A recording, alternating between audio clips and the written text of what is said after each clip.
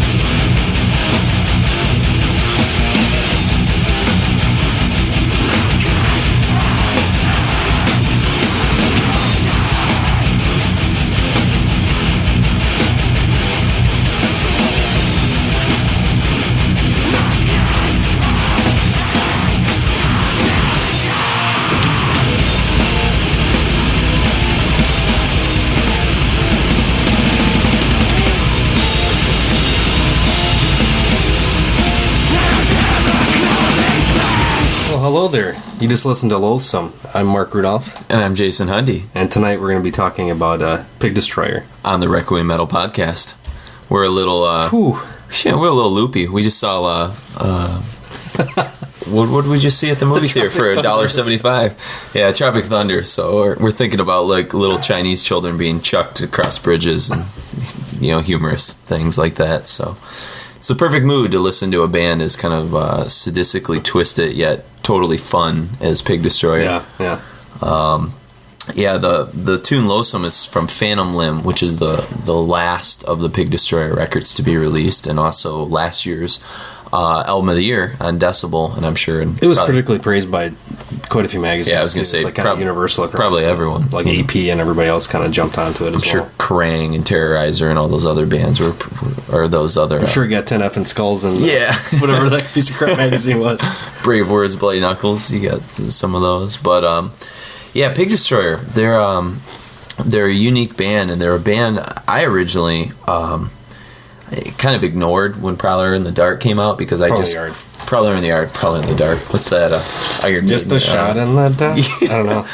like I said, a little Tropic Thunder loopy, but I think I kind of ignored them because it was at a time when it seemed like Relapse was putting out kind of a glut of grindcore. Origins, Cephalic Carnage. Yeah, nothing that like really spoke to me and was really that interesting. And so I kind of put Prowler in the Yard kind of on the side burner for a while, and it was really I think I owned it for a little while and was kind of like, oh, this is better than I thought, and then somehow accidentally sold it. I don't know. So, yeah, everybody told me, oh, they're great. They're, it's like the best grind thing going on. Like, well, I kind of think all the good grind stuff already came out in late 80s, early 90s, so, like, what do I even care? Yeah, I mean, I didn't need another Benum record, I mean, and that's what I kind of thought, was going to happen, and then it was around this time that I started to gain a little bit of a sense of appreciation. Like I saw Nasm live, and I was like, this is better than I used to think Nasm was. Yeah. I think I don't know what it was, but there was something where in the late 90s, early 2000s, like I was really detached from a lot of the grind stuff that was happening. I mean, unless it was like what Dillinger Escape Plan, which was doing, which seemed a little bit more interesting to me. I wasn't really like latching on to anything. And, I mean, all this stuff is kind of a good counter to all the overproduced crap that came out in the late 90s, too. Yeah, and this stuff is probably infinitely going to hold up way better than a lot of that stuff, like the third, fourth, and fifth Soilwork records, which we were kind of lamenting in the car or as we were driving in the movie. It's just, there's things that at the time seem like it's what you're supposed to be into, and now I think looking back, not just on Phantom Limb, the song you heard Loathsome from, or the album you heard Loathsome from, but Terrifier, Prowler in the Yard. I mean, these are going to be classic records down the road. Yeah. And Pig Destroyer, even though they get lumped into grindcore, you need to like break free of your associations of what you think music can be and is in terms of genres, because Pig Destroyer is as much thrash as they are death metal, as they are grindcore, as they are hardcore, as they are just like kind of all encompassing in some ways. Yeah, I mean, if you're into any of the extreme metal, I think Pig Destroyer is like a great kind of like entry point for a lot of people. I mean, it's got like the crazy aggression stuff, but also like I guarantee you to not bob your head at almost every single song. Scott Hall manages to pull like 50 of the most like classic riffs ever into and they sound really identifiable, but they don't necessarily fall to a certain artist and like, oh, that just sounds like Celtic Frost over and over and over. They take like that certain thing that Exodus did, but then turn on its ear by like playing it like Destruction would, or something weird like that. Yeah, and we did our best to try and at least pinpoint a couple things on some of the songs to sort of throw out at you as a food for thought, if you will. But certainly we're not.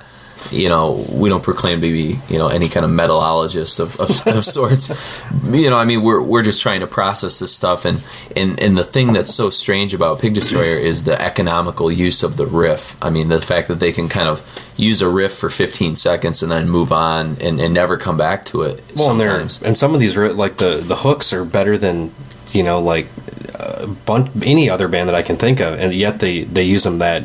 Just kind of like lackadaisical, just throw them out like, oh, that's a sweet riff. Instead of making one song based on that, they can make like 10 or 15 great 15-second songs. Yeah, I mean, like a band like Opeth, for instance, will kind of build like a 3-minute introduction to a song around like one riff, and they'll kind of just keep kind of playing with it, or like.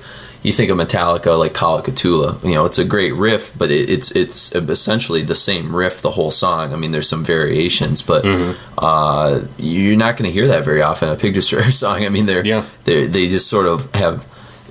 I mean, I don't know if it's because Scott Hull, the main songwriter and kind of genius guitarist, is so good at just writing any riff at any moment.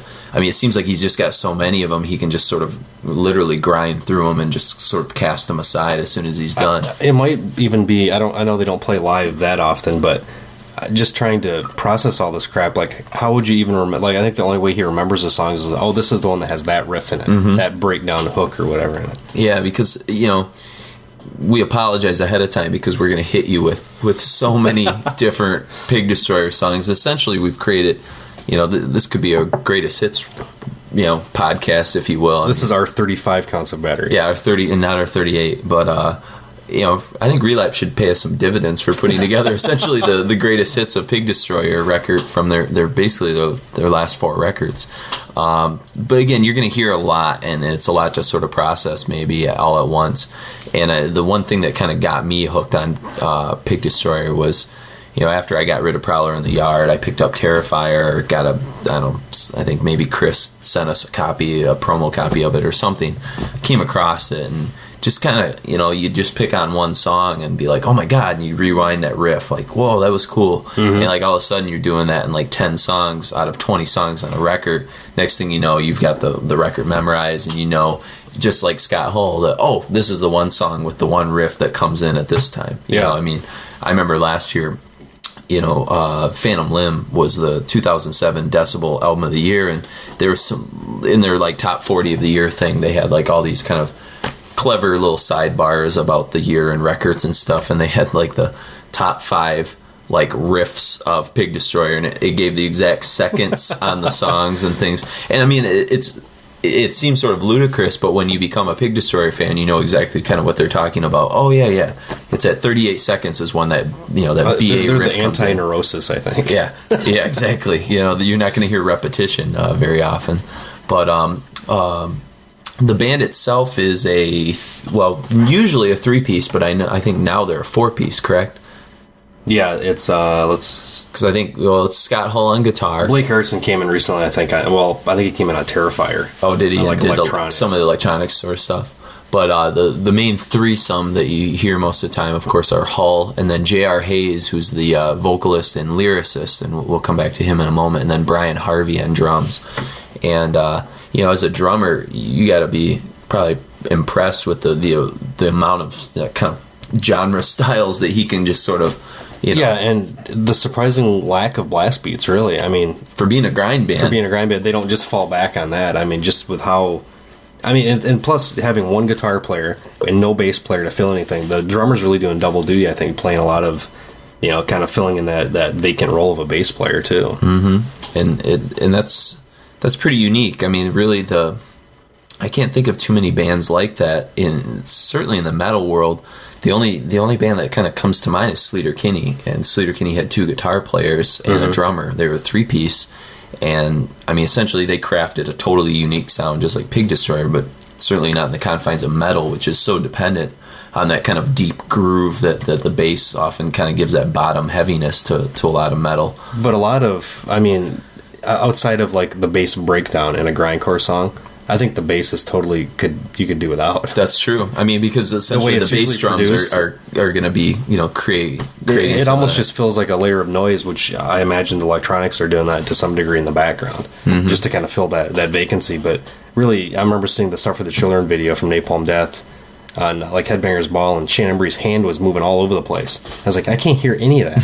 What's the point of even doing that? Yeah, I mean, black metal got rid of the bass. Why not?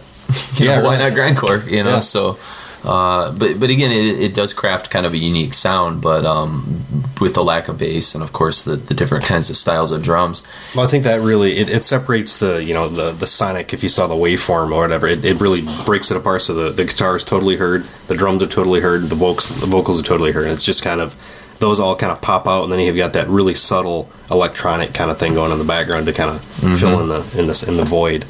And I don't even know if I don't know why people strictly refer to these guys as grindcore, because I think it's a pretty limiting tag to some extent. I mean, when Mastodon came out, people didn't know how to clarify, kind of classify them, and I remember people saying that like the Lifesplit EP was grindcore. And maybe it had like grinding elements of it because post-hardcore, I mean, to me, Pig Destroyer is like it's what you. If all grind sounded like Pig Destroyer, I think people's perception of grindcore would be completely different, because it's not grindcore the way that you're. When I think of grindcore, I think of 1989 Earache, and outside of that, I mean, everybody it's kind of like derivative of that era, or like the crust punk stuff that like the Disrupts and those kind of things. But I mean, I guess Nasum has done something they did, at least before they had to break up. Mm-hmm. They did something, with grindcore in the late 90s that was, I guess, at least listenable. Yeah. But, I mean, you've got these sort of offshoots, like what Exhumed does in terms of, like, carcass worship and stuff, but they're, like, strictly limiting themselves in terms of gore grind. Here you're going to hear a carcass riff now and then, but you're going to hear just as many thrash riffs. You're going to hear Extreme Noise Terror, Napalm Death, Exodus, Mastodon, Botch, Converge. I mean, even, they're in our next set we're going to do in a second, you'll hear a Melvins cover.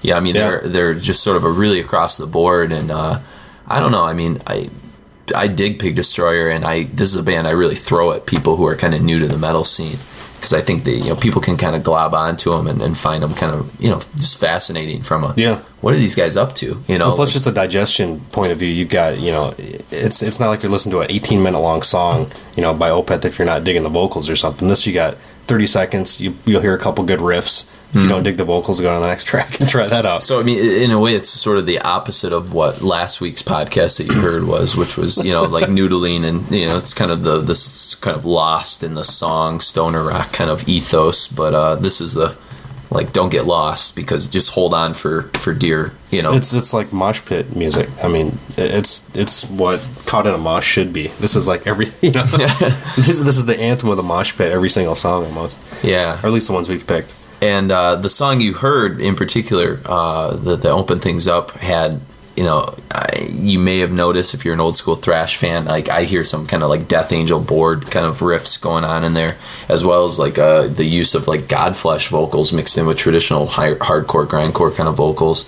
I mean, you can almost like hear like Justin Broderick through that. And again, to classify all this would be very difficult, so we're going to kind of just do our best to throw out some ideas to you and just let you kind of figure it out yourself, I guess, swim through it.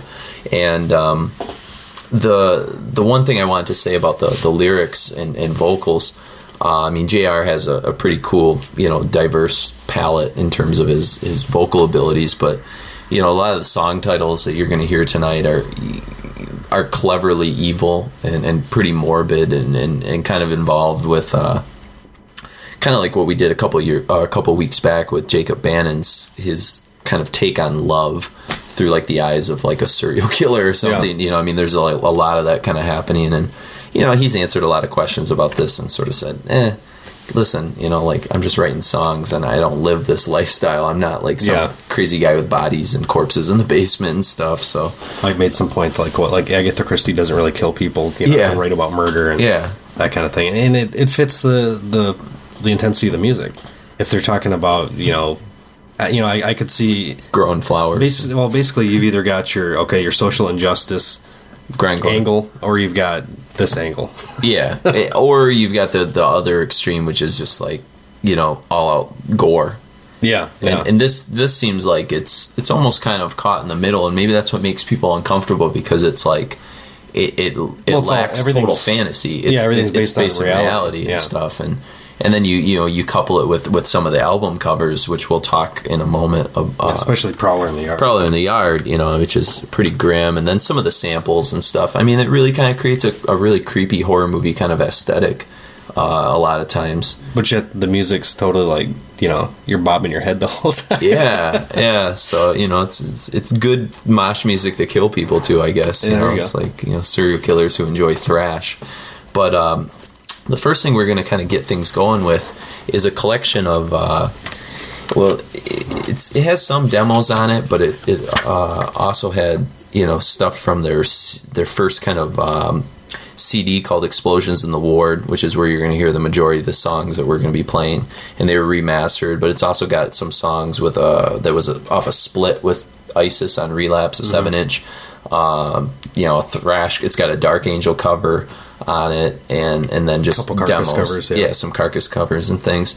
But it's 38 Counts of Battery, and I think this was released posthumously, like after Prowler in the Dark, or was it released, looks like it says 2000, so I guess it did come out technically before Prowler in the Yard. Yeah, I keep calling it Prowler in the Dark for some reason.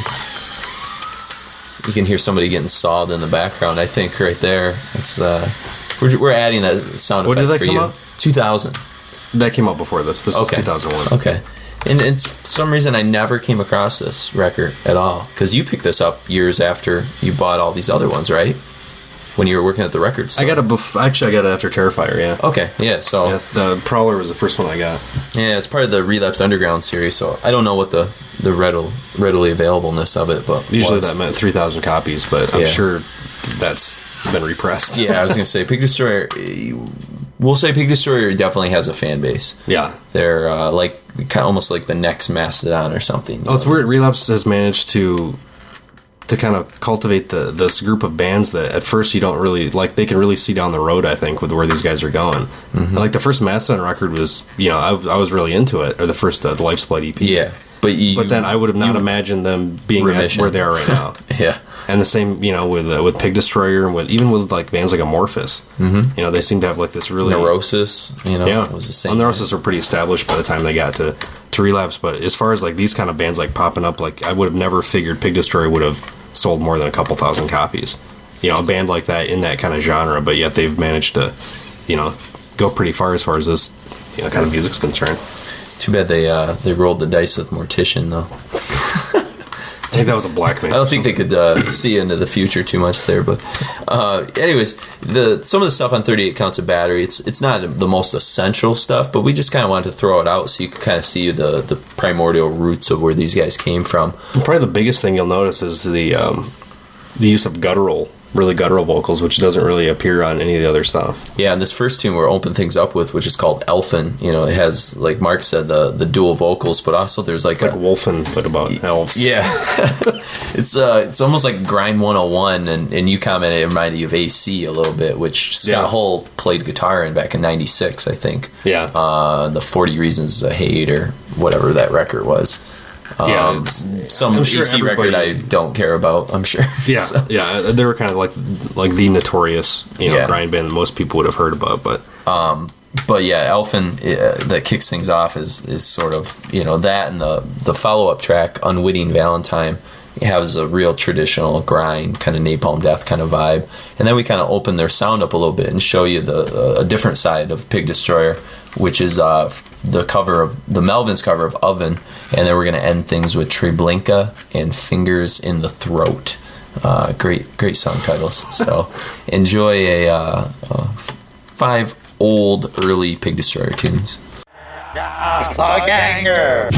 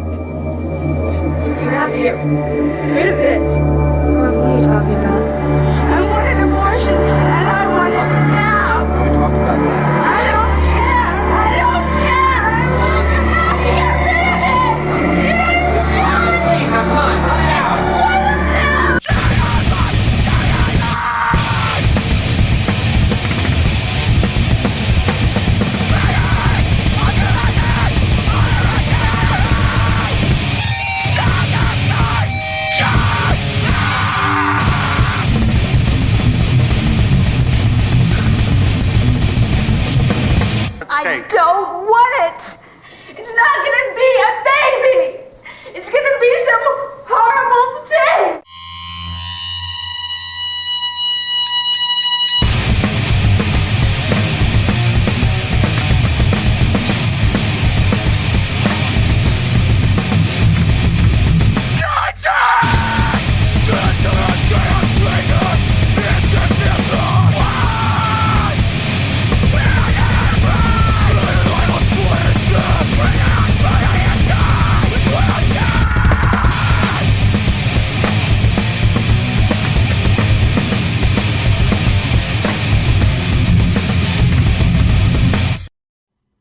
You just heard Fingers in the Throat, Treblinka, Oven, Unwitting Valentine, and Elfin. Yeah. From Pig Destroyer's 38 Counts of Battery album.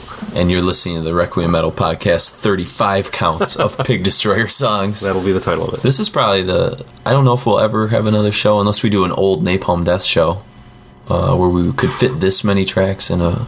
Yeah, we play a bunch of stuff from Enslavement's column. Yeah, pretty unique, so... But we're going to kind of get into the good stuff, let's say. Prowler in the Yard. The cover, in particular, gained it a lot of notoriety because of the... Paul Booth cover. Yeah. It's the self-dismemberment thing, too, which is... I mean, it's a pretty... I mean, if you want to, like, the most taboo kind of...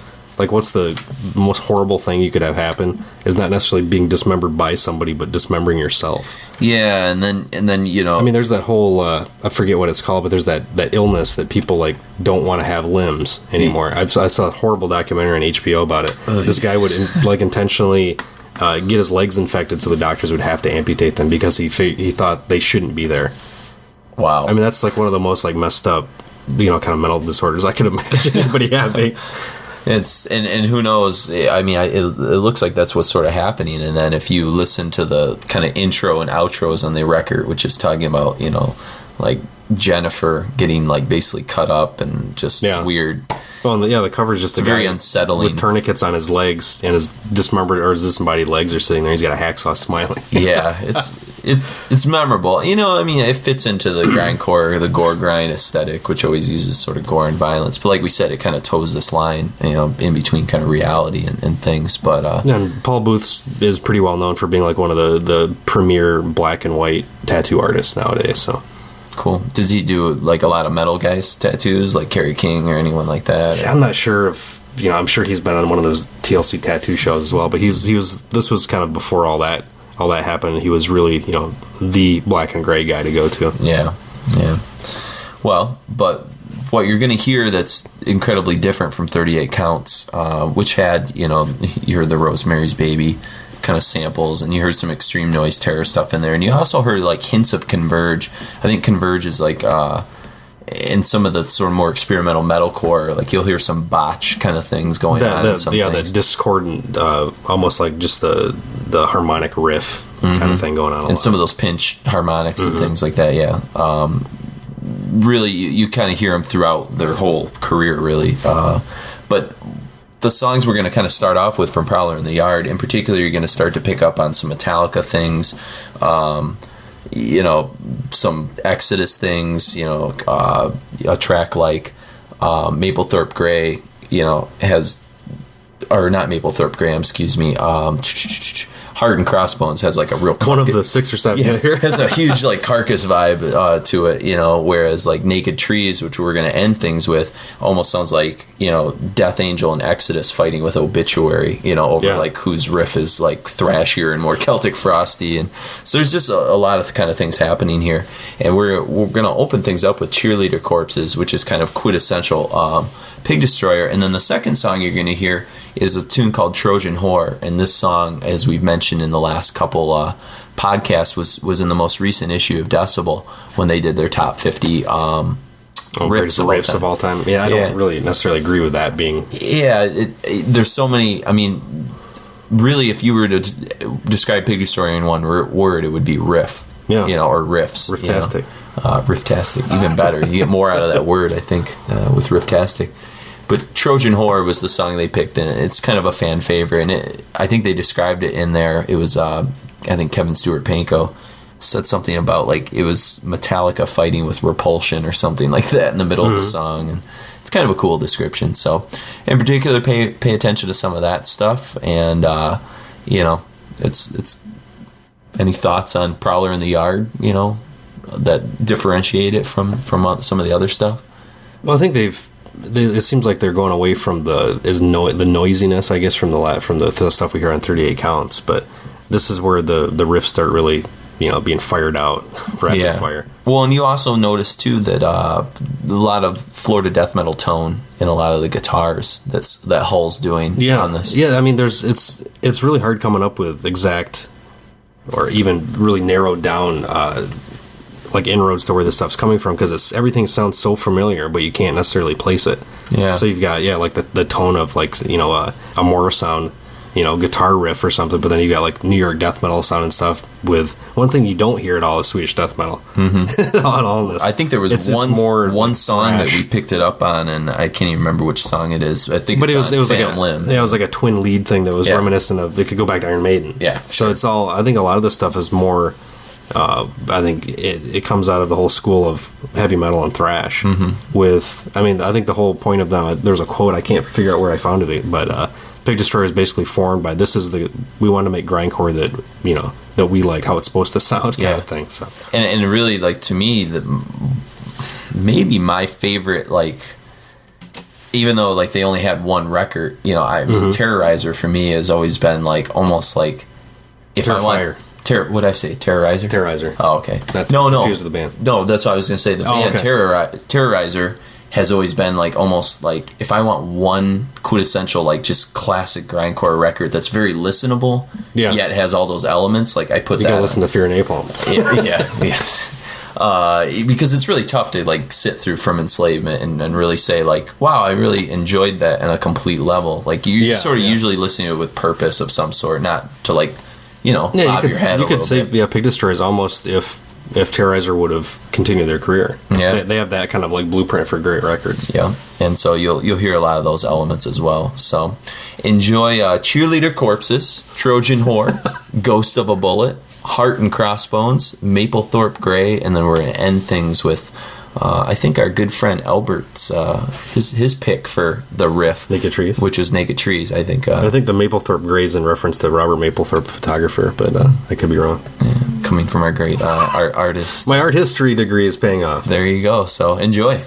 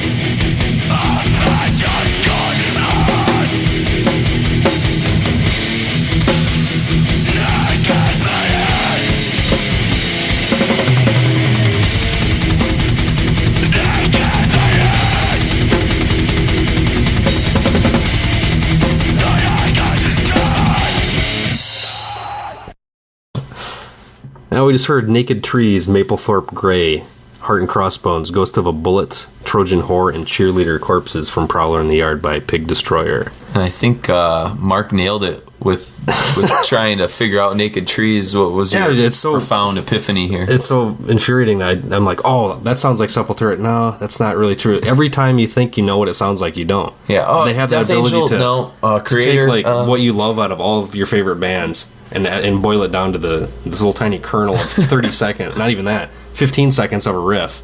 And it just sounds so identifiable and memorable, but you can't place the damn thing. Yeah, it is frustrating to actually try and do some kind of academia show on Pig Destroyer. It's one of the hurdles we're encountering. So we're kind of in the midst of this record. We're going to kind of turn right back to it, but we wanted to pause and reflect, if you will, because reflection's a good thing sometimes, and talk about some of the things that you'll hear in here in this next little mini set of Prowler, which will kind of transition into Terrifier. Converge makes a reappearance in this opening track, which is called Sheet Metal Girl. Very, a lot of the pinch harmonics and things that we were kind of talking about before, and then in particular the song that follows, Preacher Crawling. When I say crowling, I don't even know what the hell that is. Alistair Crowley. A lot of the Ken Owens kind of Carcass cymbal work stuff that you hear on those first couple Carcass records. Yeah, he's playing a lot with a ride. Yeah, it's almost like the Dave Lombardo, like the double speed ride stuff he does in like Angel of Death. And it kind of mixes in with a band that really, along with Terrorizer, kind of surprisingly popped into a lot of Pig Destroyer, and I never really thought about before, and you pointed out was Brutal Truth. I think Extreme Conditions is one of maybe the best grindcore album ever. For you? Yeah. Really? That was one that just It's an interesting statement. I don't know. See, I'm maybe more of a World Downfall kind of guy, but even though it was kind of posthumous, it's because Terrorizer was kind of done when they sat down and recorded that. But yeah, I don't know. I've always really had fondness for that record. And see, I don't even know if that's my favorite Brutal Truth. I'm almost a Need to Control guy. I don't know why. Because that was the first thing I heard from them. Yeah, because with Extreme Conditions, they managed to grab, not that we're turning this into a Brutal Truth show, but I think they're definitely a huge influence on Pig Destroyer, but they seem to take all that, well, not that the grindcore was too prolific up to that point, but they took everything I wanted out of it and put it in. They're kind of like, the Pig Destroyer is kind of like their contemporary in that one. Yeah, that's kind of a fair statement. I could see that. And I hear like that in Need to Control as well. I mean, I think those really kind of connected records, but I think because they also added and you'll hear it in one of the later songs we'll play in this set, Crippled Horses, I think. Or no, not Crippled. Starbelly has a real Need to Control kind of doomy grind feel. It sounds like a Smashing Pumpkins title. Yeah. It sounds like God Player off of Need to Control, which is kind of a highlight of that record. But anyways, we're getting all over the place, and if you're not familiar with any of these bands, then it just was a complete nonsense that we just sort of spit out at you. But again, you're going to hear a lot of kind of neat elements here, and then like I said, this is going to transition into their second kind of full-length record with Terrifier. So what you're going to hear, Sheet Metal Girl, Preacher Crawling, Snuff Film at 11, and then Starbelly, which is the last song off Prowler in the Yard, and then the song will end the set with his Crippled Horses. Maybe you'll notice a change in sound, possibly. So enjoy.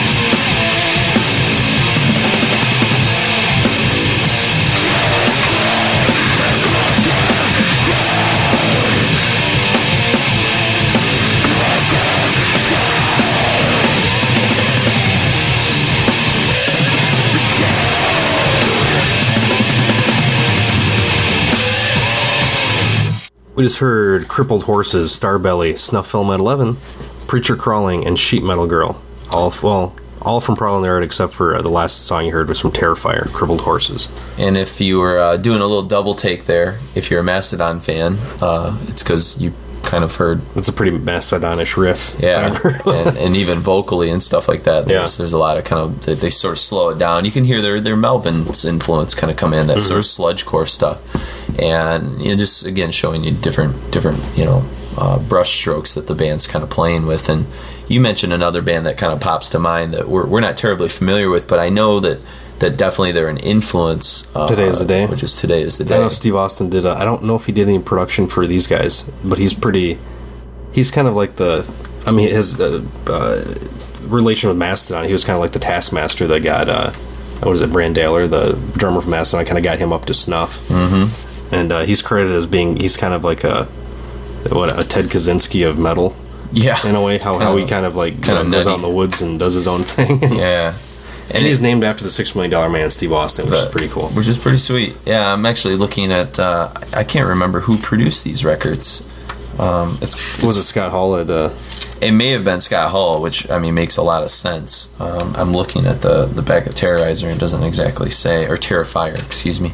But Terrifier, to me, like Prowler in the Yard kind of introduced the band and really got them kind of a lot of attention, and then this record kind of put them on the map and really upped the ante. I think it got them a lot of critical praise outside of just metal publications. Yeah, because if you look at the front cover, it's Revolvers, 10 Future American Bands, CMJ, Alternative Press. These are like, it's not just niche metal magazines and stuff like that.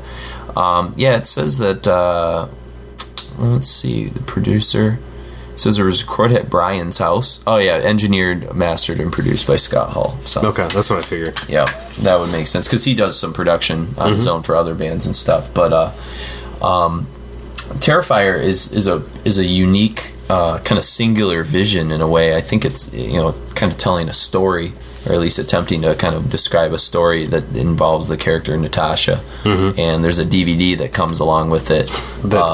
I forgot it was even in there. Yeah, it's one of those things, unless you have a lot of free time. And again, they're a very visual kind of band because of the lyrics and the song titles and all the aesthetics that go into it.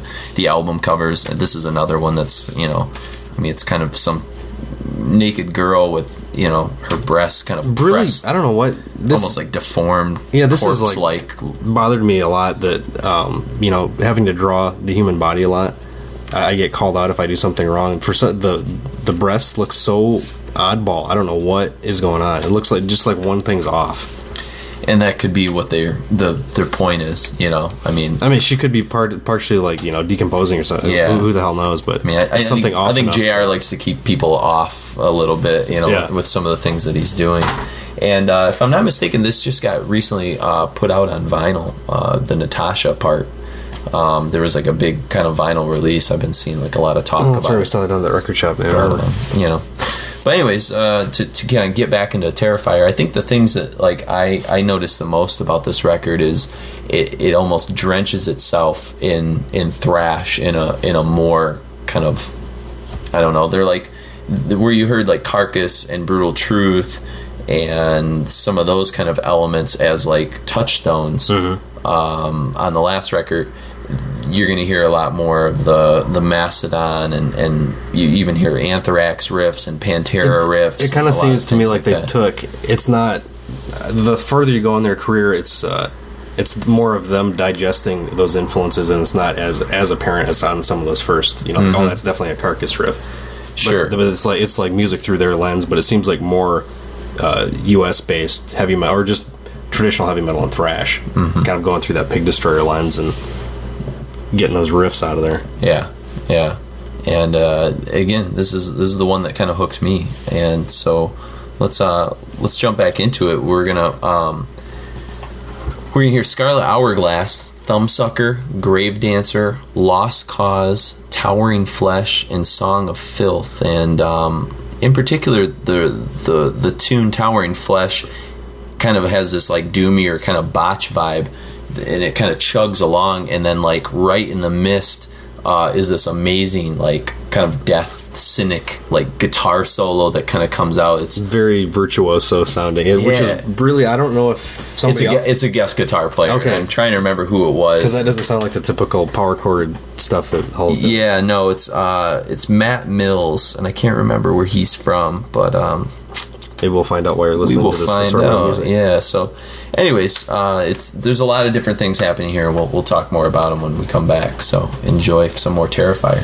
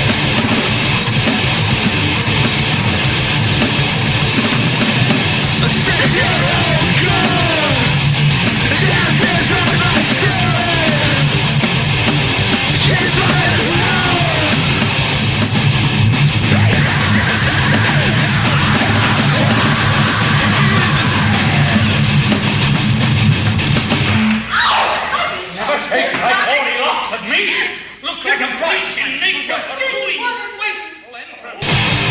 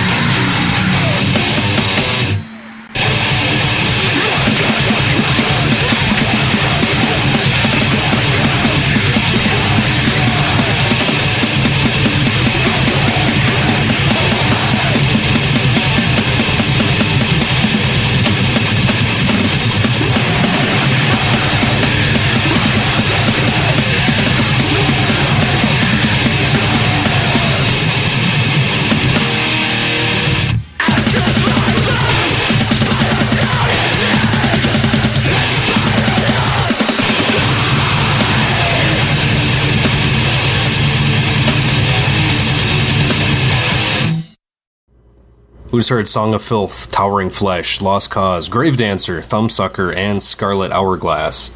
And I wanted to just mention some things happening on Gravedancer that we sort of noticed, and maybe you care about this and maybe you don't, but we're going to tell you anyways because you're listening to Requiem Metal Podcast. It really had a kind of southern thrash vibe to it, which we, the only kind of touchstone that we can throw out is Pantera, and I'm sure, it's the kind of stuff that like Lamb of God kind of plays on Zakk today. Wylde, all that kind of stuff. Yeah. But very tough guy, almost like just kicking the crap out of you. Very aggro, yeah. Yeah, and then it sort of kind of blends into this like Anthrax Exodus like ass whooping. It's a really cool song. We should probably, I don't know if we've really mentioned this at all, that I think song structure wise, these guys owe a lot to like New York hardcore. Mm-hmm. With the like basically everything's written for the mosh pit, written to be beaten to. Mm-hmm. Yeah, and I mean, like, bands that have come out of that, I mean, obviously your death metal, like Cannibal Corpse and Suffocation and, the Immolations and any of the TION bands, pretty much. And then, but then you get, like, the next stage of that comes after that, like Dying Fetus, which, Brian, or one of our old colleagues of the magazine, used to talk about the circle. The hair spin. The hair spinning, yeah. The whirlwind. He had a term for it. Windmill core or something. Yeah, or something. Just, where they're all spinning their hair simultaneously. That's the Cannibal Corpse thing. I mean, it's almost like Deathlock, kind of stuff. It's just sort of ridiculous. But, so anyways, that was a tune besides besides Towering Flesh, where you had that great kind of guitar solo that was mixed in there. Mm-hmm. That sort of jumps out at you. But we're going to get into two of my favorites off this record, including my all-time favorite, which is Carrion Ferry. I don't know if there's a song that grabs you in particular on any of these three records that we're kind of focusing on. I get ridiculed all the time for being, I'm not the single song guy, I'm the album guy. That's all right. That's right. Just a cop out for somebody has to be the album guy. Yeah. I'll be the single song guy. Okay. But yeah, I think it's in. It comes with the radio, because I did the radio for so long. Yeah. I always had to pick tracks out and stuff. So in Restraining Order Blues, is that the one where we start hearing a little bit of the Cannibal Corpse technical death stuff? Yeah, you hear a little bit of that. This almost sounds like Celtic Frost meeting Mastodon in this one. I think where you were hearing some of the Cannibal Corpse stuff was actually at the beginning of Towering Flesh, which is a song with that really intricate guitar solo. Okay. Before it kind of went into like a doomier kind of botch vibe. Yeah, pardon me, it's late. Who the hell can keep track of 35 different songs? Yeah. We're trying to make some sense of this, and I'm sure you're like, I don't know what the hell I just heard. What song are they even talking about? But the song we are going to open up with, does kind of kick in with this Celtic Frost meets Mastodon, and then the second tune, Carrion Ferry. This is for me like it's kind of the single of the record, I think. Yeah, it's my bread and butter. To me, it's almost like the Pig Destroyer anthem. Mm-hmm. I mean, this is like as anthemic as grindcore or whatever you want to call this amalgamation of sound that Pig Destroyer does.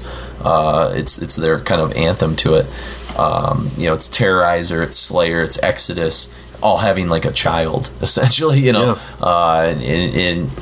I urge you to try and listen to this song without trying to like give some devil horns or bob your head a little bit. It's like Thrash the Next Generation. Yeah, exactly. There you go. So we're going to kick off with Restraining Order Blues and Carrion Ferry, and then work our way through Crippled Horses, which I think is the last song we're going to hear from Terrifier, and then start working our way into Phantom Limb with Jupiter's Eye, Thought Crime Spree, and Cemetery Road.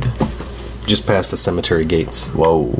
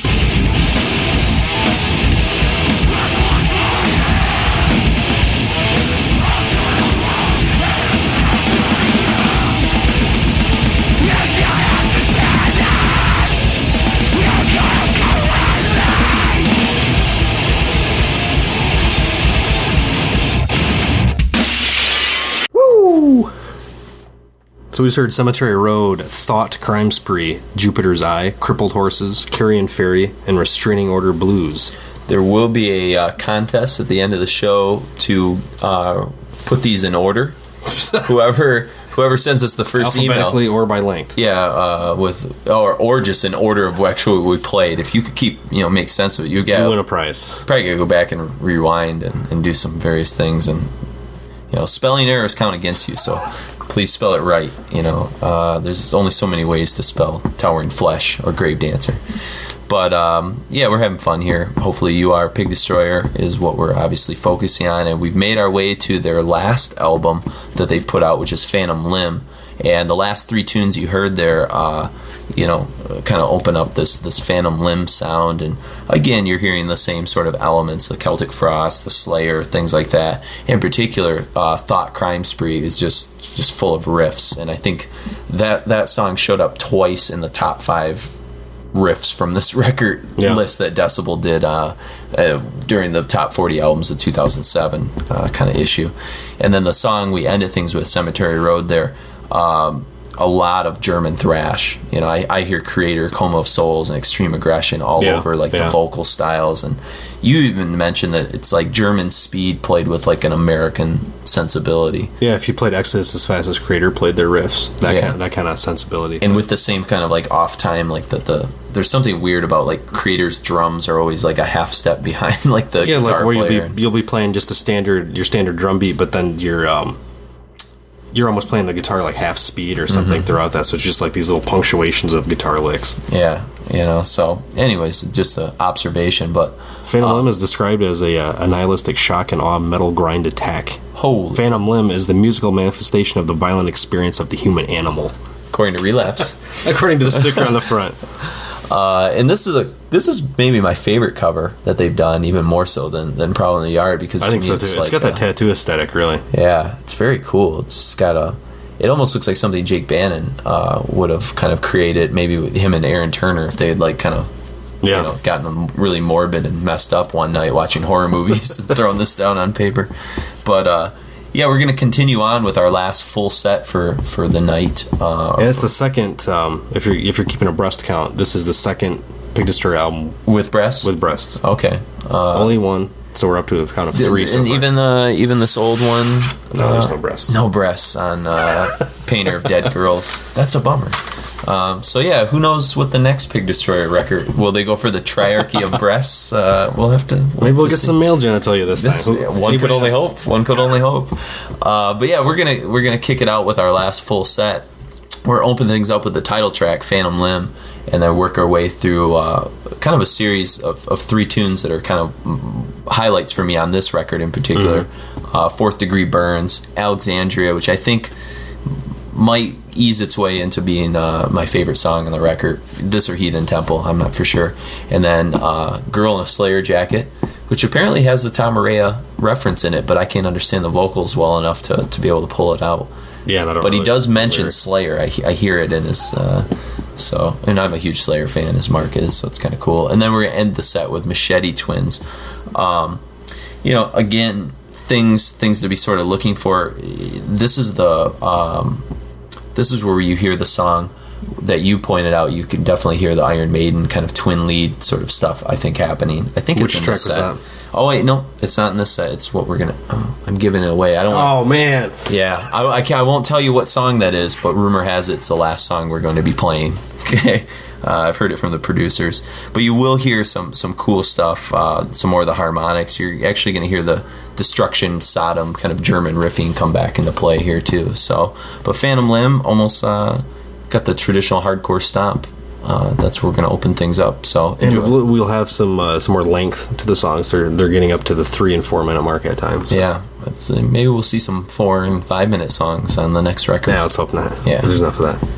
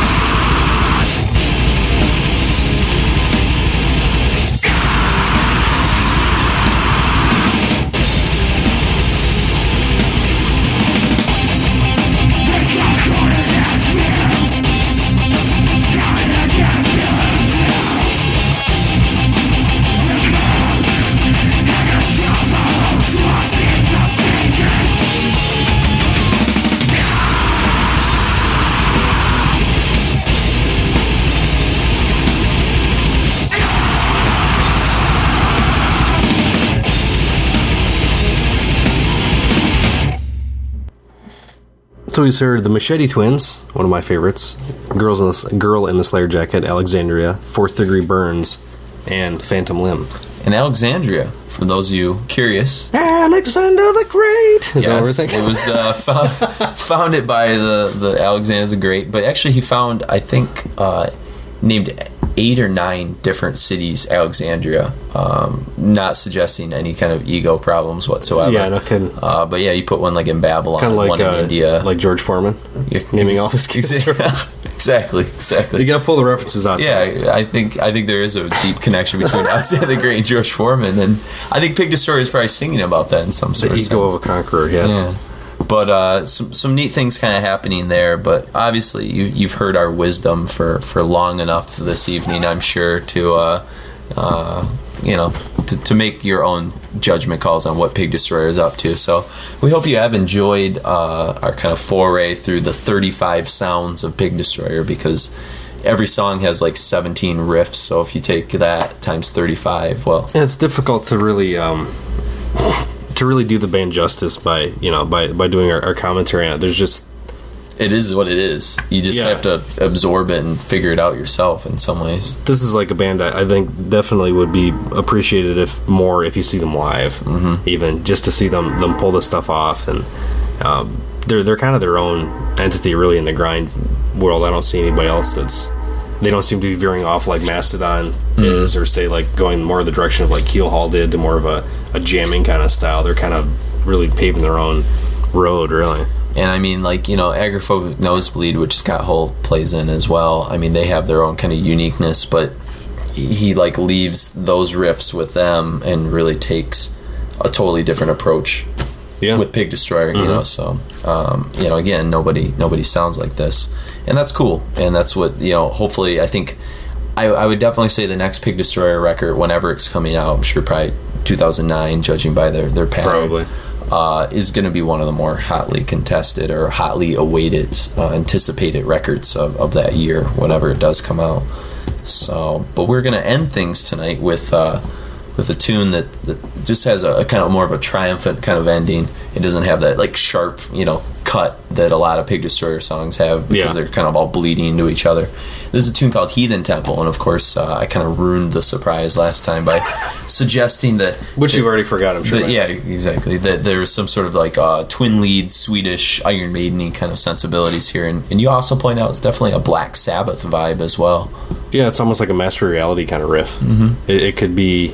I mean, it's either that or mixed with the aesthetics of like a more modern In Flames sensibility, I think. Yeah, so it's a good way to end out, kind of an upbeat kind of vibe. So hopefully we haven't pissed you off too much if you're a Pig Destroyer fan. If obviously we played a wide array, and I'm sure we missed a song or a 30-second thing from 38 counts. And a lot of these, they kind of like dovetail pretty nicely between song to song to song, which obviously we can't always, have the artist's intent in mind. But and so please do send us some feedback. requiempodcast@gmail.com is a way to send us some, suggestions. If there's a band that maybe you would like us to look into down the road, we're always up for that stuff. And then drop us a line also at iTunes. Leave us a review on iTunes, or even better, give us a link in your blog or Twitter feed, anything. It'd be cool to get the word out. Trying to connect to the wider metal audience in the metal world. So for Requiem Metal Podcast, I'm Jason Undy, and I'm Mark Rudolph. Enjoy Heathen Temple.